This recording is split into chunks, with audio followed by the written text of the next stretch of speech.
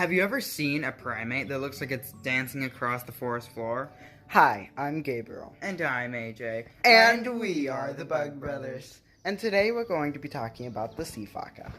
Sifakas are lemurs that only live in the island of Madagascar. They're known for their powerful legs and their amazing ability to jump between the trees. When sifakas come down to the ground, they move by hopping sideways on their back legs with their arms held up for balance. This strange movement makes them look like they're dancing as they travel. They mostly eat leaves, fruit, and flowers, and they help keep the forest healthy by spreading seeds as they move. Unique, energetic, and unlike any other primate, the sifaka is one of Madagascar's most incredible animals.